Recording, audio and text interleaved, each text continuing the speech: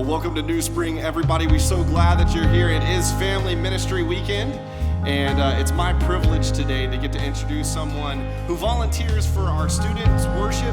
Her name is Molly Beaver. She's 17, and she's here to help lead us in worship today. So I'd love to invite you to stand to your feet. Molly, it's all yours. I love you, Lord. Oh, your mercy never fails me.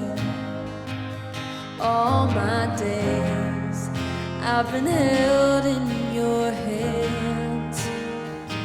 From the moment that I wake up until I lay my head, I will sing of the goodness of God.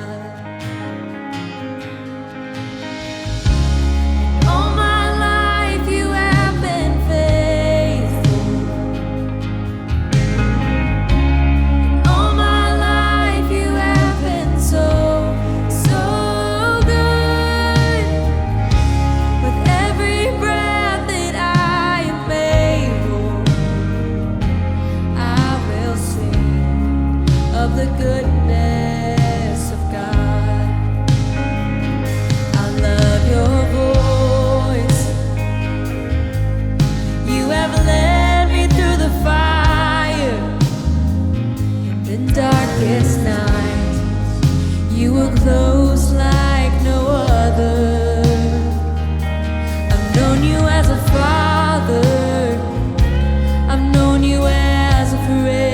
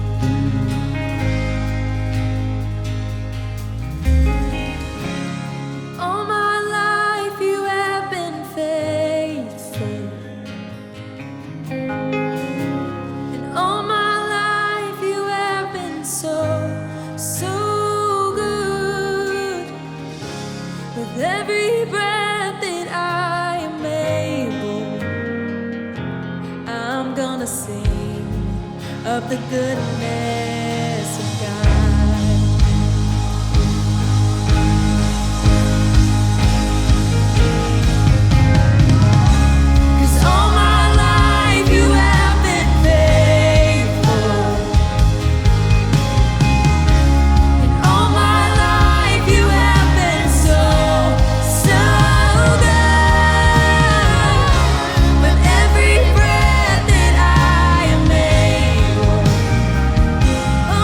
Gonna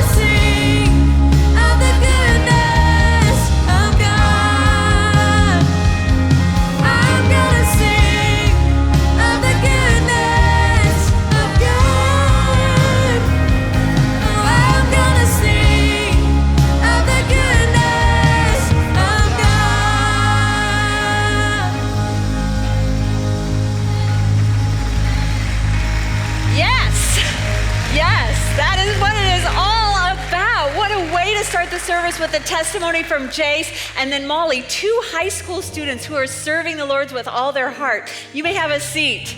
We are so glad that you're here today. This is Family Ministry Weekend, and we are so excited to share it with you, share the exciting things that are going on here for our families. If this is your very first time here, we're glad you're joining us. Whether you're here on campus or whether you're watching online, we would love to get to know you. And so we've created a way that you can start a conversation with us. All you have to do is text "Talk to Us" to 97,000. Let us know a little bit about yourself and ask any questions that you might have about us, and we'd be happy to answer those questions. Like I said, we're so glad that you're here today.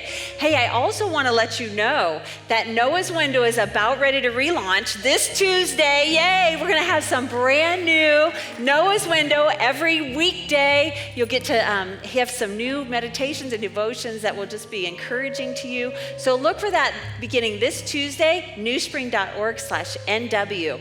Well, like I said, this is Family Ministry Weekend, and we often get questions about what exactly do you do, in some of your environments, or here's what I really love. I love when we see people just peeking in the windows to see if they can see what's going on. That is so cool. So today we thought we'd invite you in by us coming in here. So you're going to get to experience a little bit of what you might experience in one of our environments, and I'm just going to ask you to please stay seated because some really fun things are going to be happening in the aisles and all around you, and you don't want to miss it, and you don't want to get tripped up by it. So if you'll just stay put, you're going to have a great time. Let's go.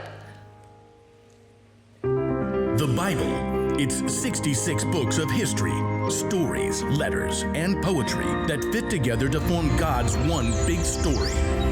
The epic adventure of how He created us and loves us so much that He made a way to rescue us. As we travel through the Bible, from Genesis to Revelation, we discover people who met God and found their lives changed forever. Now, for an amazing story, inspired by the book of Genesis, chapters 1 and 2. In the beginning, there was nothing except God. And then God began to create. He created the heavens and the earth. At first, the earth was not like it is today. It didn't have any shape, and it was empty. Everything was dark.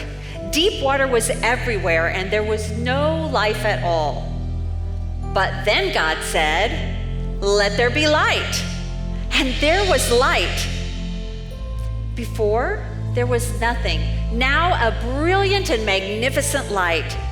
God separated the light from the darkness. He called the light day, and the darkness He called night. That was the very first day. Then God separated the waters to form a huge space. God called the huge space sky. And that was day 2. On the 3rd day, God made the waters under the sky flow together. The waters created waves and currents. They formed into oceans and vast expanses of deep and wide waters, an entire world unto themselves. As the waters gathered, land emerged. Dry ground with rich and soft soil, hard rock that would tower into mountains and plateaus, sand that formed beaches, and rolling expansive dunes. God saw that it was good. Then God continued to create. He made the land sprout with plants. Trees, bushes, vegetables, and fruits of all kinds grew in abundance across the earth, from the tiniest rose petal to the towering and majestic pine forests. God created each plant with its own hue and shade, its own smell and touch, each one uniquely its own, and each one with its own purpose. God looked upon His creation and saw that it was good. And that was the 3rd day. On the 4th day, God placed lights in the sky to separate the day from the night. He made them signs to mark the seasons, days, and years. God made 2 great lights, a larger one, the sun, to shine in the day, and a smaller one, the moon, to shine at night. But God wasn't done creating. God breathed into the universe every type of star and constellation. They glimmer and shine brightly in the dark night sky. And God, in the vastness and expanse of it all, knows each star by name. Looking upon the canvas of the universe, God saw that it was good. And that was day 4. On the 5th day, God created all the creatures of the water and of the air. The ocean swarmed with every unique type of fish and sea creature, from the small pygmy seahorse to the giant blue whale. The expansive oceans that God had created teemed with life. Worlds unto themselves, they filled with wondrous, amazing fish, each one created with a purpose by their creator. Then God created all the birds. There were hawks and eagles, doves and sparrows, each one unique in its feathers and songs, some with majestic and proud crows, and others with sweet and soft songs. God saw that it was good. Then God blessed them and told them to have babies and to fill the waters in the sky. And that was day 5. On the 6th day, God created all kinds of living creatures. He made the livestock, from the humble cow to the proud horse. He imagined and then crafted them, pigs, oxen, and sheep, each one unique. He also created the small animals that scurry along the ground, lizards, mice, insects of every kind, groundhogs, and countless others. God created the wild animals, the magnificent and majestic elephant, the crafty and swift fox, and the playful monkey. He even created the proud and powerful lion. God created animals of all shapes, sizes, and colors. He created creatures that defy our imaginations in their grandeur and power. He created those that are no longer even in existence, that no living human has ever even seen. God created it and then said that it was good. But God was not done. Though the creation before him was incredible, breathtaking, and its vastness and size hard to comprehend, he saved his final creation for day 6. For his most prized and valuable creation, God imagined you. On day 6, God created the first human being. And even before the world had yet fully begun, God knew that one day he would create you. One day he would knit you together inside your mother, and he would create you in your own unique and incredible way. Before your heart was beating, God knew your name and the hairs that were on your head. He knew where you would be born and how long you will live. He knew the color of your eyes and the sound of your voice. He knew each and every fact that makes you uniquely you. Because we, human beings, were to be his prized creation, loved more by our Creator than we could possibly imagine. So on day 6, God said, "Let us make mankind in our image and our likeness." The man Adam he shaped from the dust and breathed life into his nostrils. And from the man he made woman. He made the human beings in his own likeness, in his image. God put part of his image inside of you. Each one of us is a veiled, incomplete reflection of our heavenly Creator. He gave the first humans the ability to think and to reason. He made them with emotions. He told them to have children and to fill the whole earth with people. Then God looked over all that he had created and saw that it was very good. And that was the 6th day. And that completed God's creation of the heavens and the earth. And on the 7th day, God rested from all his work. He blessed the 7th day and made it holy. You were meant for something. You were created for a purpose by a Creator who loves you more than you can possibly imagine. A Creator who, when sin and imperfection threatened to tear him apart from his creation, became man. His son came to this earth as Jesus Christ to live the perfect life we could never live so that he could pay for all the wrong we've ever done on a Roman cross, so that we could be reunited with our Creator, so that we could be part of his story. From the beginning, you were imagined by this Creator. He put his image in you, a reflection of him to a world that so desperately needs to know their Creator and his plan for their salvation.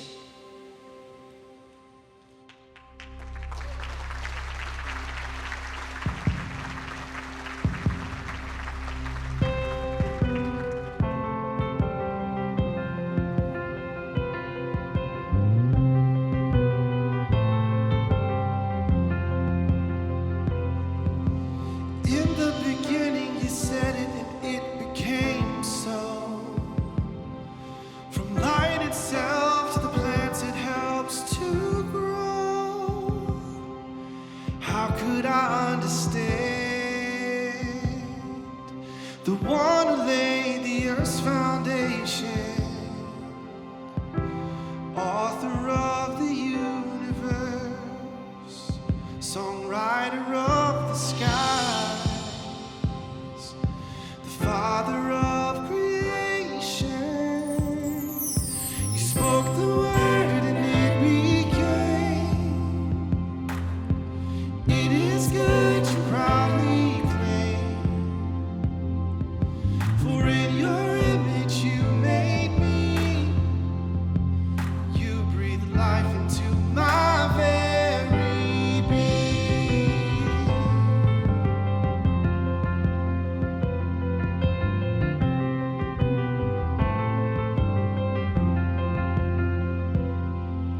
The God of the heavens stooped down into the clay. You shaped man's form, your image you would display. Each one of us is different, a veiled reflection of your glory, made with a purpose, formed for a reason, a part of your story. You spoke the word and I became.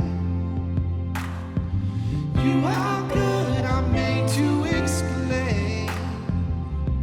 For in your image you made me, gave me breath for worshiping, breath for worshiping.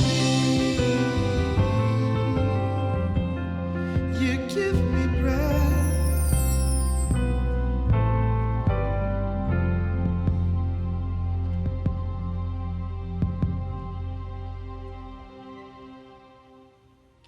In Kids World, we love to pair powerful truth with exciting energy. And today, we want you to be a part of that excitement. So, we are going to do a song you're probably familiar with, but in a totally new way. So right now, I just want to give you permission to stand up, to dance, to clap, as we celebrate the truth that God is our maker. You are here, moving in our midst. I worship you. I worship you. You are here, working in this place. I worship you. I worship you.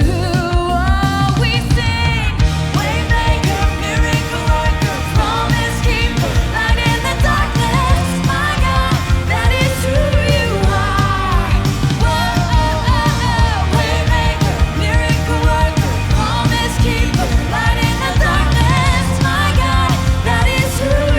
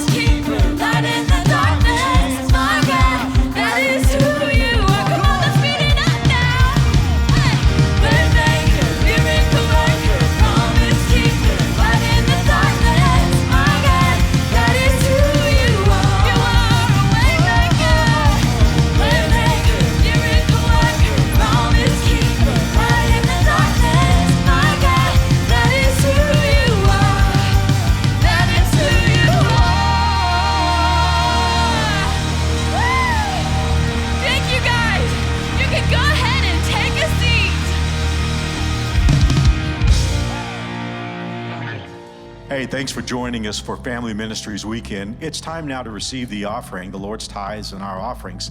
And I think it's so fitting that we talk about family ministries because you guys and your faithfulness and generosity, you make so many things possible. You're going to be hearing in the next few moments about some extraordinary things that God is doing at New Spring Church in the lives of the next generation. You know, as we get ready to receive the offering, I want to share with you something I read this week.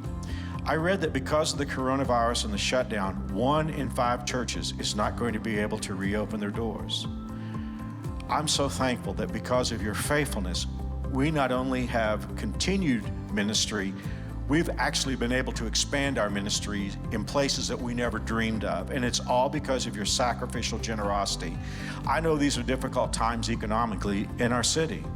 And someone may say, Mark, I don't have a whole lot to give because these are difficult times. But I'll tell you this, whatever you can give in faith is big to God. And many of us have been blessed for just this season. So one more time, I want to thank you for your generosity, especially during this season as we get ready to receive the offering. Now, we won't be passing the buckets because of coronavirus, but they're at the back, and I know most of us give electronically in these days. So one more time, thank you for what you're doing. You're changing the world through your generosity. And I know that God will magnify our gifts, and then he always turns around and blesses us. You can't outgive God. Thanks again for your kindness and your grace to God's ministry in these difficult days. We're so glad you've joined us today. Here are a few things we want you to know about. Do you have a child under age 2? We'd love to have you join our baby dedication celebration on November 1st. Register online to participate. In a couple weeks, we begin a special new message series.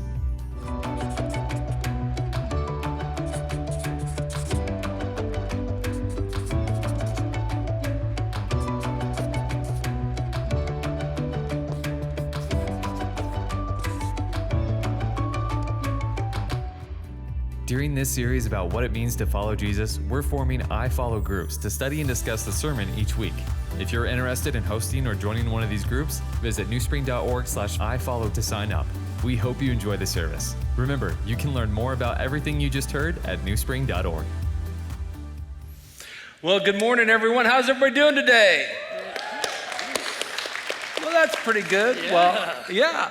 I'm Dan Kubish. I'm the senior administration pastor here, and it's great to welcome you today. We are talking about family ministry, and with me today is Daniel Mahana.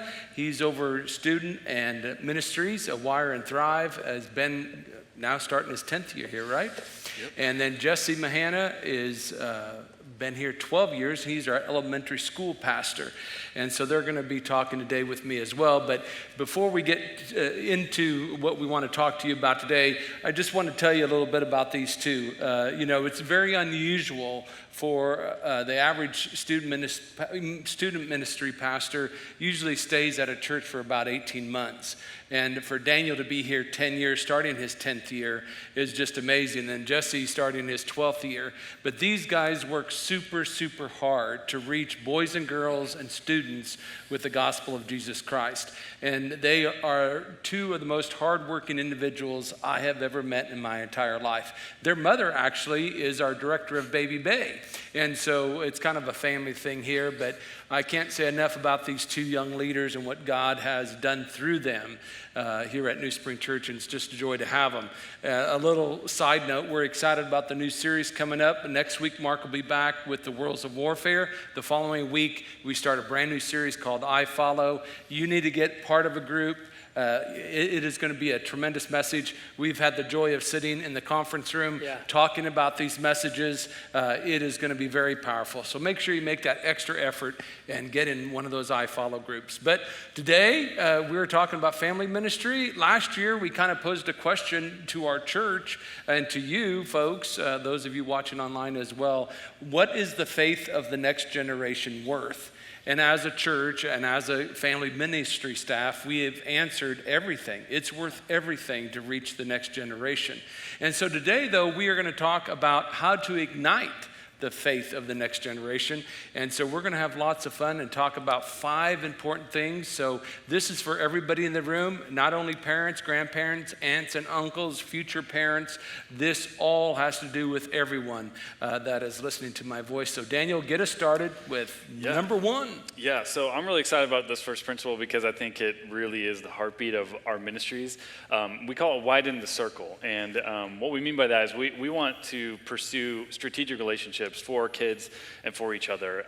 But what I want you to hear us say this morning is that we really believe in families, and this is a partnership, right? This is why this is for everybody in the room, because we want to come alongside families as a church and a ministry to really empower them and encourage them and ignite the faith in the next generation. But that can't be done unless we have leaders like the ones we have in our ministry and like you who step up and say, you know what, I really want to do something about that. And so to all the parents, I just want you to hear us say this, that we believe with all of our heart that what happens at home is way more important than what happens at this church. Yeah. And no one has more potential in the life of your kid than you as a parent. I'm a parent. I'm starting to learn that. I have an 8-year-old, a 6-year-old, a 4-year-old, and a 2-year-old. I don't know what we were thinking. No, I'm just kidding. It's a blast. We love it. We're in it.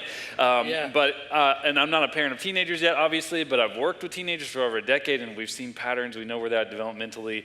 But I just want you to hear us say that because it's so important that you, I don't think we give ourselves enough credit sometimes as parents, but no one has more potential than you in the life of your kid and their faith than you as the parent. But saying that, even though you're a mom and your dad, and no one can do what you do, we also believe that there are things that your kids are going to experience and they need other people's influence, which means that you're not the only influence your kid needs or your student needs. And what we've discovered as we've kind of built these ministries is that 2 combined influences are way more impactful in the life of a kid and in their faith than just 2 influences. Right. That's why it's a partnership, because when we come together and work together, it makes a big difference. And so Jesse was saying this the last couple hours, that we love stats and numbers. Yes. It helps us navigate things. But as a church, pre-COVID, if families actually attended, we're connecting with kids online and through Zoom meetings, even in the midst of this. But most families would come on average maybe 40 weeks of the year. Yeah, okay, so that's 40 hours a year that we are seeing your kids. Any given kid. And that's, like you said, pre-COVID, so it could be lower. It could be lower, yes. But the amount of influence parents have is huge compared to that. Yeah, it's like 3,000 to 4,000 hours a year. 3 to 4 to 5 if your kids are going from home this year for school. Because that's 3,000 hours of influence that the parents have. So just as a church, Dan really led the way for us here, shifting to say, hey, we're going to partner with parents because we can't leave those hours on the table. You know, the chips are down. Mark has said this, the signs are there, and we have to be all in to win it. And so we have to partner with parents. And we had to make a very strategic decision back in 2006 when we started all this, that the church was not the spiritual champions for kids. It was the parents. Yeah. The church is sort of like the spark plug. We want parents to be influenced by the church, and in turn, the parents influence their kids. Yeah. And that's why we set up how we set up, was that we had so many programs thinking the church was to replace the parents and be the know-all of everything spiritual for their kids. And we're not. We are just a spark plug. The parents have the influence. Yeah. We try to influence the parents. Yeah. So I think when it comes to, that's such a big thing. And when it comes to widening the circle, there's 3 things that we think about. One is we want kids and students to get connected in a small group so they can start valuing a faith community, so they can wrestle with questions and their doubt and all of that, and grow their faith. So we see that happening with toddlers in our Adventure Avenue, and it advances involvement as they get into elementary school and our soon-to-be our preteen environment and our middle school and high school. That's really when they need it, because students kind of distance themselves from parents. And so we want to lean in at that during that time. So small groups is a big part of that. And then it's also giving students an opportunity to serve, to be a part of something bigger than themselves. We really believe that students and kids don't really understand their significance until they're given something significant to do. And when we see kids really interact, it's incredible. They're incredible leaders in this church and in the community, and we get to see them live that out in front of us, which is awesome. But we also believe it's about, for all those of us parents, getting connected in a small group, and even leaders in our ministry. We encourage everyone to be in a small group, a life group, some kind of community group yourself. The I Follow groups that are coming out. Group. There you go. It's a nice plug, wasn't it? But it's we want you to be connected in the community, because because it's so important to get connected to people who are in the same stage of life as you are, so that we can navigate the seasons that we're in. So when in our ministry, small groups, we get every kid connected to a community of people. We have leaders who walk with students in middle school from 6th grade all the way through 8th grade, and from high school from 9th grade all the way to 12th grade. They build relationships. They're not just a teacher going over questions and crafts, so that's a big part of it. Their primary task is to build relationships with kids and students, and it extends outside these walls. It's not just what's happening here. I mean, we have a group of guys in high school that will meet at the YMCA and work out together. It's just incredible what they do. In fact, I want to tell you a quick story. I could tell you 100 stories, and I see some faces in here of leaders in our environments, and I wish I could highlight all of them because they're incredible people. But we had two ladies that stuck out to my mind. Their names are Becky and Amy. They had walked with a group of students from 5th grade all the way through 8th grade and then started over. Okay, so these are amazing people. And now they have a group that's in 6th grade. And they wanted to connect with them during this pandemic because they were all of our leaders were Zooming with their kids once a week, or trying to, or midweek or something, or texting GroupMe. They were trying to stay connected. And so they decided they were going to connect with all the parents of the girls in their group and try to make sure that they would go to their house and bring them a gift, social distance if they preferred it. Most of the girls were just happy to see them and ran out and gave them a hug. But there was one girl in this group who lives 2 hours away in Independence, Kansas. Their family drives here almost every weekend and volunteers. Serves, they're big. They have an incredible family. This will blow your mind, but back when we had an 8:15 service, that family would come to that service. The service, right? They're like super Christians. Their son would get up at 5 and sleep in the car. I mean, it was amazing. Yeah, they're awesome people. Well, they had these leaders that tried to connect with every girl, and they didn't hear back from this parent, so they reached out to her and said, "Hey, we didn't hear about a time to schedule a time to meet with your daughter." And they said, "Well, we just assumed you wouldn't come because it's 2 hours away." And they said, "No, we're going to come to you." So this family is always coming to us. Our leaders drove 2 hours on their own time, spent 2 hours with the family, and then came back. And so that's what we do in student and kids ministries. We have leaders that build relationships with kids to partner with families so they can help make their faith their own and really develop a faith that lasts. That's so cool. And so it's just so incredible. I could tell you story after story. Well, I love about that story is when you look at this family saying, "Hey, church is so important. We're going to drive 2 hours for all this." Before COVID, they say, "Hey, we're going to drive 2 hours and be there." But then when it hits for the church now to come back and say, "Hey, you're so important. We're going to drive 2 hours to connect with you." What that does for that family and those kids, for them to realize, man, this is a big deal. This is a faith community. And what I love is for Sarah and I, we've just been so blessed. Our family, and Daniel too, our family lives here in town. And so we have a wide circle of family that can influence us. And for Dan, there's been often times when we purposely, in fact, last night, Lizzie spent the night with Papa and Grammy because we want to widen our circle and allow other people to speak into it, because it really helps. It helps when you have someone that's a little bit farther down the road than you that can speak into and give you a different perspective, I think. Yeah, for sure. And I think that's part of the reason we say get connected in a community group, because you can have people who are working alongside with you. But it's also about trying to find people who are a little bit farther ahead than you and have been where you want to go with your family. And that's why our next principle, we call Imagine the End. And so we wanted Dan to talk about it because I'm old, is what they're saying. I'll be 60 next year. Imagine the end isn't as ominous as it sounds with the old guy talking about it. Yeah, for Debbie and I mean, let me read this verse. It's in Psalms 127. It says, "Children are a gift from the Lord. They are a reward from him." And one translation says, "God's best gift are children." And man, does America and the world need to realize that children are a blessing from God. And then verse 4 says, "Children are born to a young man are like arrows in a warrior's hands." And so when Debbie and I had our first kid, Nate, we had 5 kids and 10 grandkids, and we have 4 more coming by April. In fact, the last 2 are twins, we just found out, so we're excited about that. But with Debbie and I, we had to decide, we have these arrows, our children. Where are we going to shoot them? Not when are we going to shoot them, where? You have to have a target. And Debbie and I would have discussions. How do we want our kids to be when they grow up? How do we want them to be like an adults? What do we want them to know that is super important that we want to make sure we don't miss with them?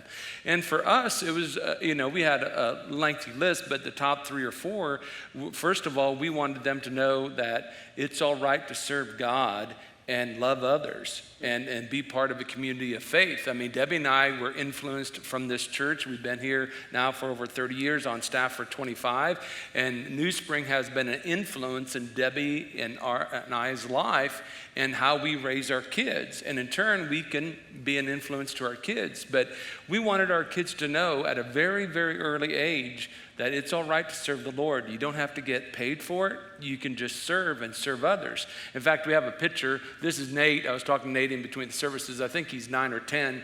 Nate's running the jib over there. That big, long camera right there, that's Nate.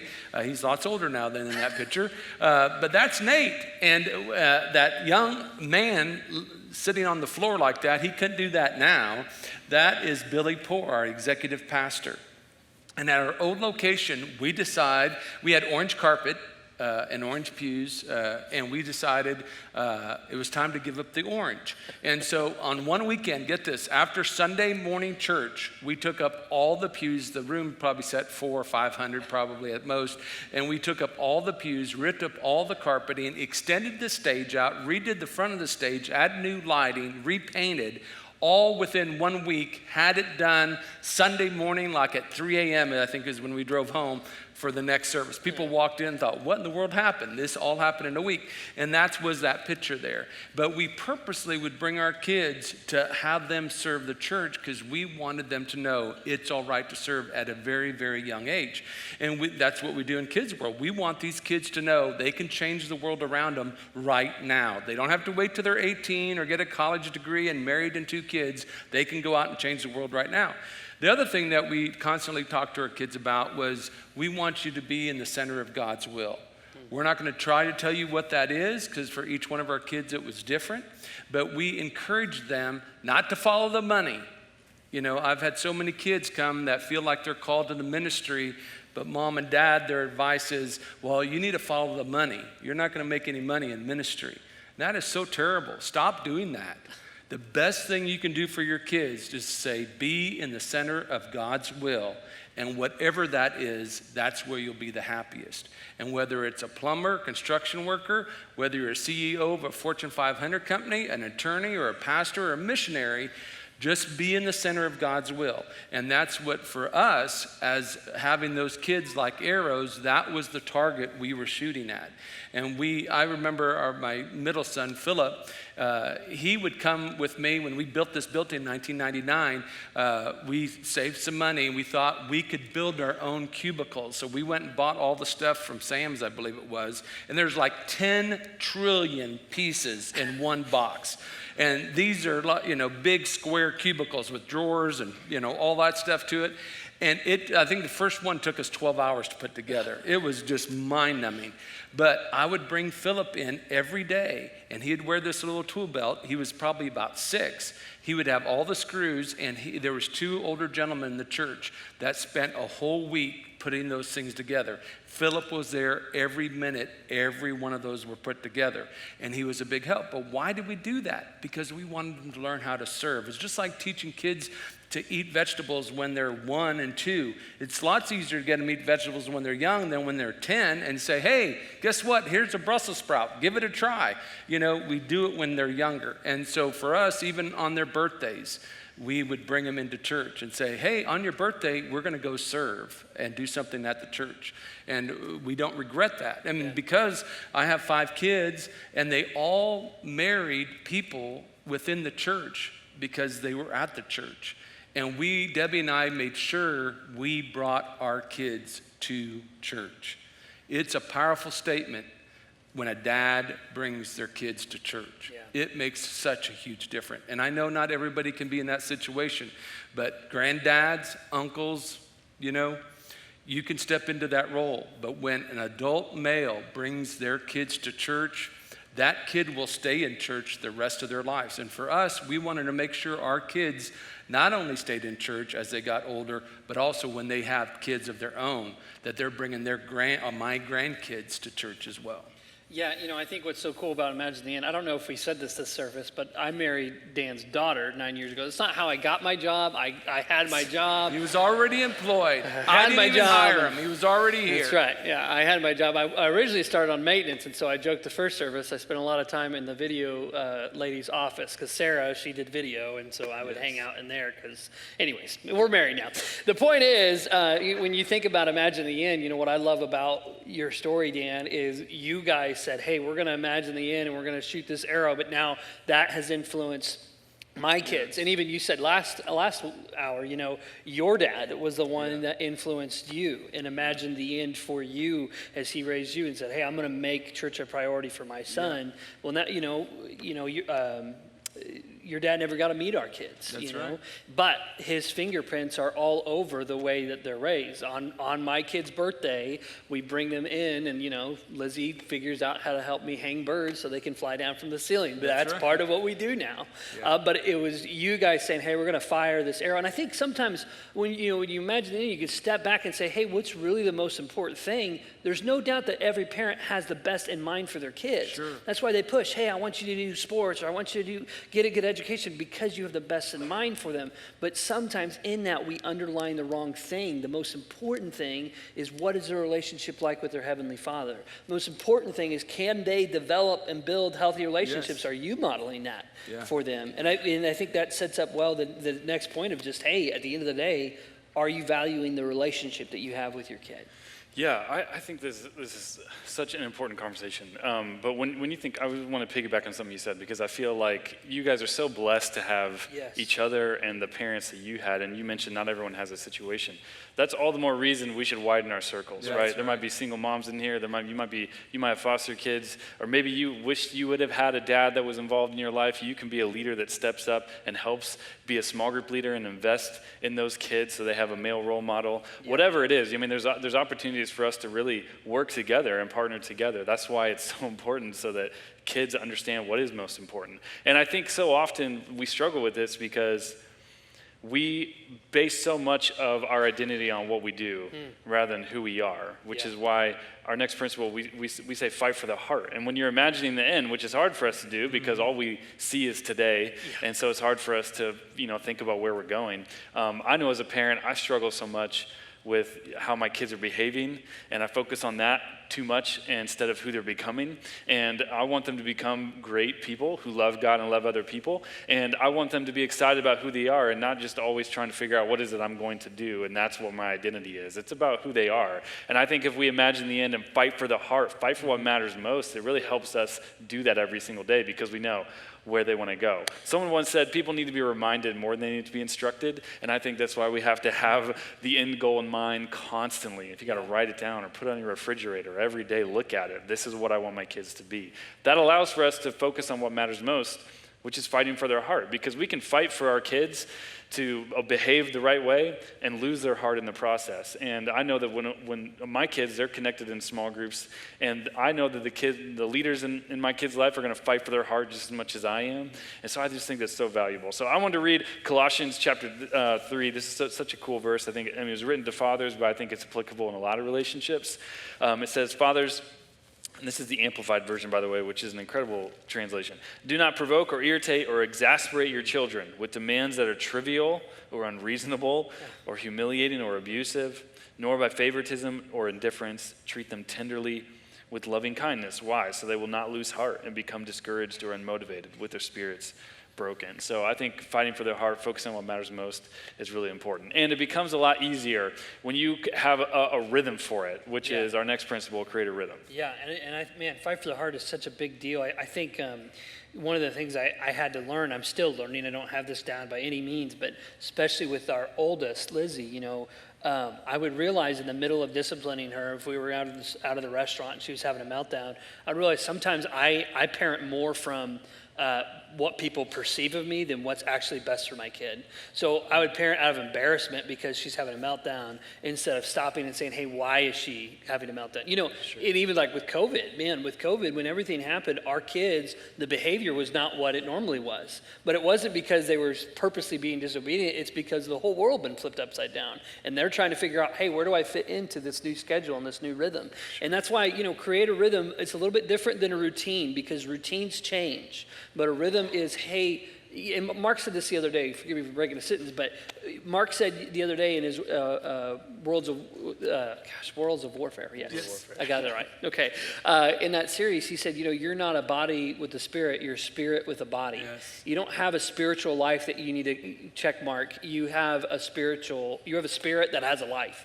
And so is that a priority in your life? And so Create a Rhythm just says, hey, can I leverage what is going on in my life to talk about the most important things? You know, and here's the thing, you already have a rhythm. I already have a rhythm. Your families have a rhythm. I shared this, and I might as well do it the last service just to embarrass myself. And my wife's on the front row too, so she'll be embarrassed too. It'll be great. But you know, our family has a rhythm. We have a 6-year-old, a 4-year-old, and a 2-year-old. And our 2-year-old, Sam, already has a rhythm, and he knows the rhythm of our family. We come here. The coffee shop isn't open in the morning because we get here early. That's the cross we bear. But we have to get coffee. So Sarah and I get coffee, and I won't say where we get it, but we like to get things that could dunk in the coffee. So we go to get our coffee, and we come from Derby, so we come off 96, and my son already at 2 knows if the left blinker goes on, it's going to be a good day because he's getting a donut. He knows already. He's 2. He barely knows he's alive, and he knows where donuts are, okay? So if we go right, he knows I'm not getting a donut, and I need to let mom and dad know that they did not turn the right way. Already we have a rhythm. Now, I don't know that you want to mimic that rhythm. I'm not necessarily recommending that. We're working on it. I'm in a 5-step program for donuts. But the point is, you have a rhythm, and can you leverage it to be intentional? I think so often with parents, for me, and maybe I shouldn't speak for everyone else, but for me, I get lost in the minutia of parenting, all the different things. Do we have the diapers? Do we get this? Do we have that? And I forget just to be intentional with the rhythm that we have. So I want to read out of Deuteronomy 6. You know, we read these verses at baby dedication because this is Moses talking to a generation that had the chance to get it right. Yes. And he was saying, hey, we want to love God and love others. This is the commandment. It's the most important thing. Love God with all of your heart, mind, and soul. That's the most important thing. And so later on, he says this, talking about loving God, repeat them again and again to your children. Talk about them. Listen to this imagery. When you're at home, when you're on the road, when you're going to bed, when you're getting up. Tie them to your hands and wear them on your foreheads as reminders. Write them on the doorposts of your house and on your gates. And this is a little convicting for me, but what is written on the doorposts of my home? Is it that Jesus Christ is the most important thing and I want to stay in the center of God's will, or is it something else? And so we just want to encourage you, in a lot of the ways we partner with parents at church here is we try to give you cues. In fact, the app that we have, it's a free app. You can download it. It's called Parent Cue, but we call it Parent Cue because we just want to cue you on, hey, here are some of the things that we talked about. And you don't have to prepare a whole devotional, and you don't have to make birds fly from your ceiling at your living room, okay? You don't have to do that. But can you take the spark plug of what we do here and put it in intentionally in the rhythm of your home life? So when your kids get up in the morning before they go on the bus or before they get in front of the Zoom call, can you pray for them? Can you encourage them? Can you talk about how, this month in CV2, we're talking about friendship. Can you talk about the value of having great friends that encourage them, or having Jesus Christ as their best friend? One of the other things that we do that I love in Adventure Avenue for my younger kids, we have this little placemat. And this placemat is great because one of the rhythms for our family is we get together and we eat. Sometimes donuts, but we get together and we eat. And so if we're going to do that, what if we put something in front of our kids at the table that they can get messy, they can tear it up if they want to, but it has things on it. For I know the plans I have for you, says the Lord. That's the verse this month. And already, Sam, he's only 2, but we were working on it with him yesterday. We were saying, hey, for I know, and you really can only understand no, but he's really good at that word. But he's working on it. Already he's working on it. We've just said, hey, we're going to put this in. When we sit down to eat, we're going to talk about the most important thing. The other thing, for in 252, the thing that I love, we have these, and they get taken every once in a while, but it's called a God time card. And it's just, hey, as a young kid, can you already start for your elementary kid, your first, second, third, fourth grader, to have them start spending some time on purpose with their creator? For Lizzie, she's 6 now, and we homeschool her, and so on Monday and Fridays I'm off, so I get to be the teacher, so pray for her. But, we work on this. This is part of our thing. We say, hey, we're going to do our God time card today, and we're going to read some scripture, and it's going to challenge us with something to think about. But because we want her to see how important it is to just put in the rhythm, having this as part of your life. One of the things Dan did early on with our kids is I would catch him, he would have Lizzie outside, and he would say, hey, look at the stars. Who made those stars? Aren't they beautiful today? And he just had that as part of our rhythm. But now that's a rhythm in our family. Constantly, usually Dad will say, hey, isn't it a nice day? Let's thank God for how nice it is if they're complaining. I'll do that. But we do that all the time. The other day, Lizzie, she's 6 years old. There's a movie going on in the minivan, but we're driving, and she stops, and she says, Dad, look at that sunset. Isn't that beautiful? And I could challenge her and said, who made that sunset? God made that sunset, but it's part of our rhythm. It's one of the cues we have in here is, hey, while you're driving, talk about what is most important. And I think also that's what's so great. Everybody needs to download the Parent Cue app, whoever you are. If you come to New Spring, you need to download that app because, part of the Widen the Circle process, we had Lizzie last night at dinner, and what did my wife do? Lizzie, what's your memory verse? And she what did you learn about today? What was the story about today? And with the Parent Cue app, even though we're not Lizzie's parent, we're her grandparent, it allows us to see in what they're learning so we can reinforce exactly what mom and dad is trying to teach them. And it's a wonderful partnership.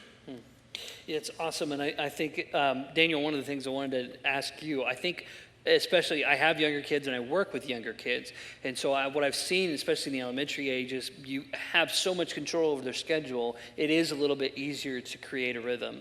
But how have you seen over the decade that you've worked with middle school and high school, how have you seen parents do this effectively or intentionally?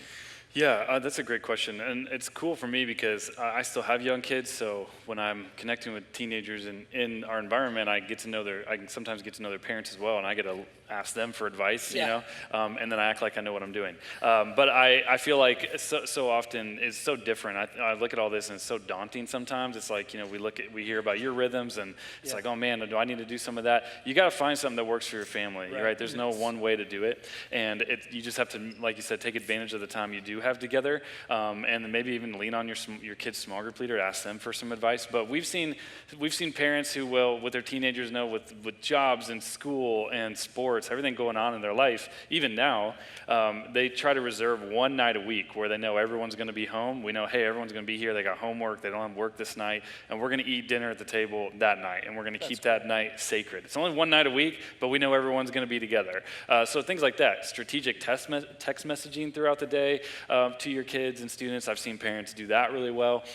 Anything that they can do to just leverage the time that they have to create a rhythm that helps them know that they're there for them. And so I think, there's lots, people do it all kinds of different ways, and you can get creative. Too. It's not static. This should change as your kids get older. They get into a different phase. I think part of it is just asking the question, are we being intentional with the time that we have? Well, even now, I'll take my sons to lunch, once in a while, or, with my 2 daughters, Sarah and Grace.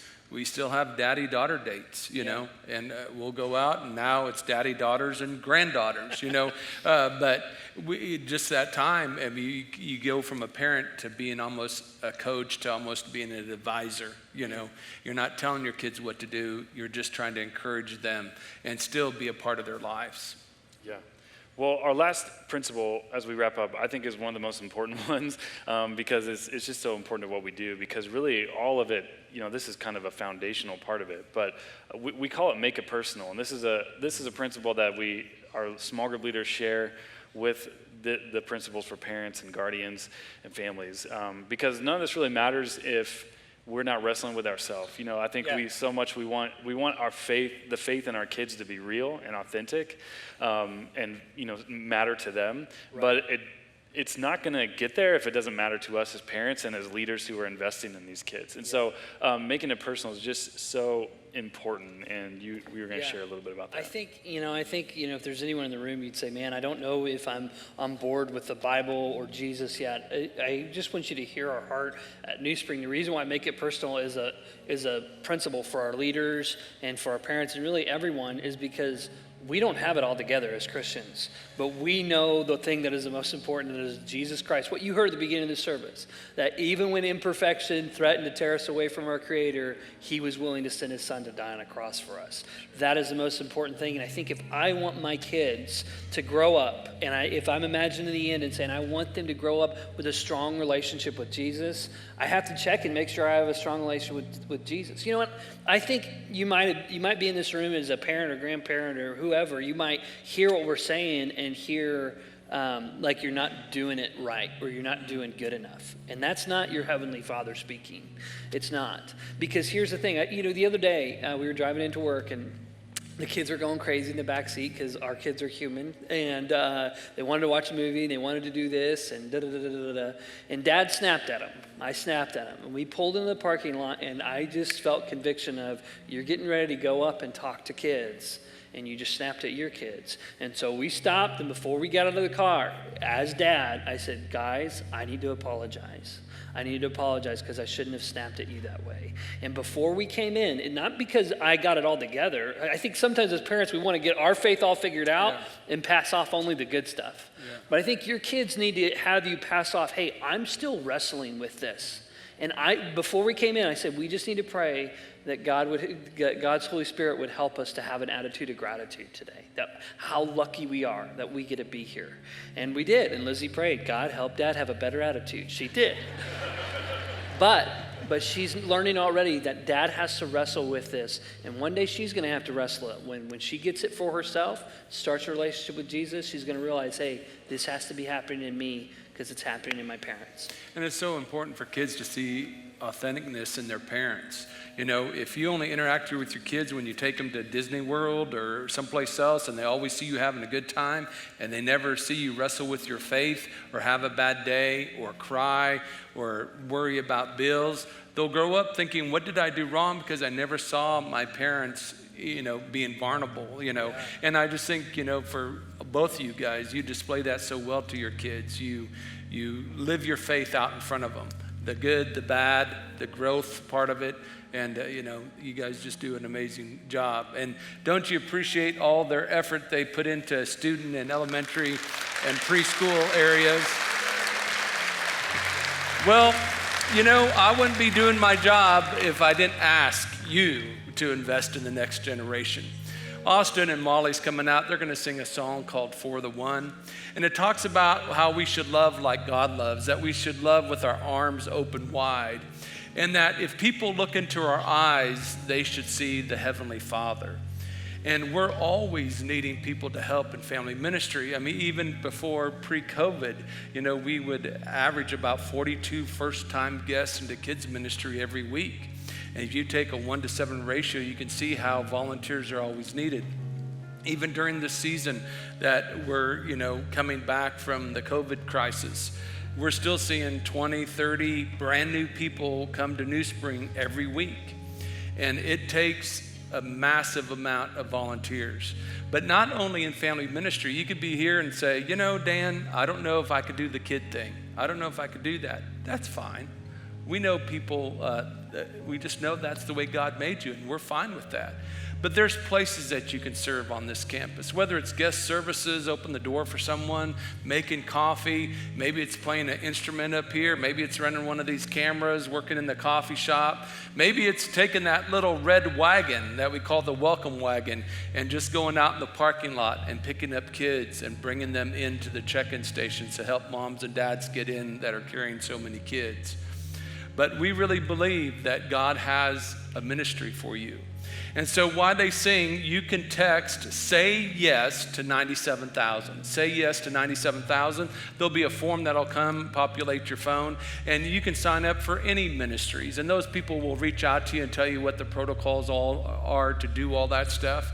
But I just want you to sit back and listen to this song and have God and you have a conversation about what should I do at New Spring Church. There's one thing that Debbie and I say to each other a lot. It'll come back and bite you once in a while, just when you're not expecting it. But that thing we say to each other constantly is, you have time for what you have time for. You have time for what you have time for. And so I just hope during this time, if you feel that pressure, I hope you do. Because I never apologize asking people to give to New Spring Church so we can build these environments for kids, and I don't mind asking for volunteers to step up to reach the next generation and ignite their faith, because that is the future. It's the future of our church, the future of our country, the future of our world is this generation that we're trying to teach. So you pray about that. Text "Say Yes" to 97,000. Listen to this song by Molly and Austin.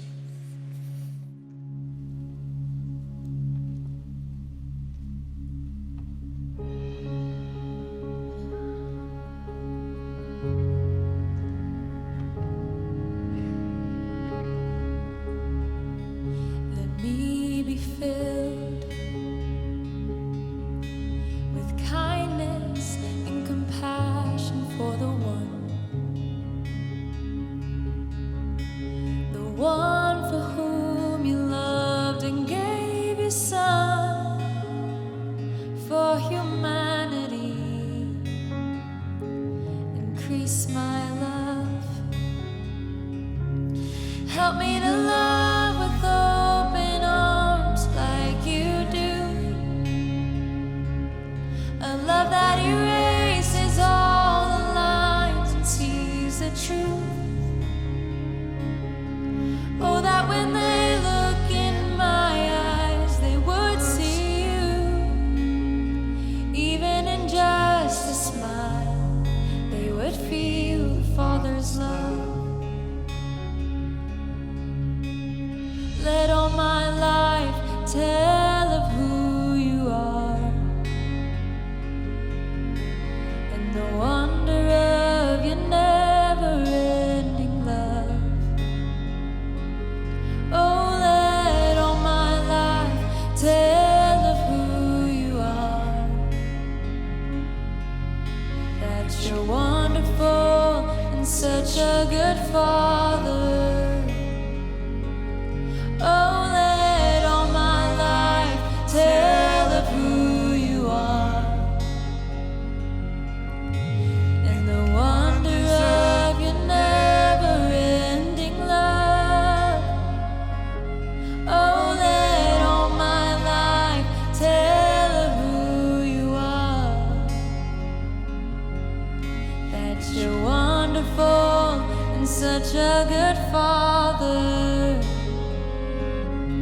You are wonderful and such a good Father. So help me to love with open arms like you do.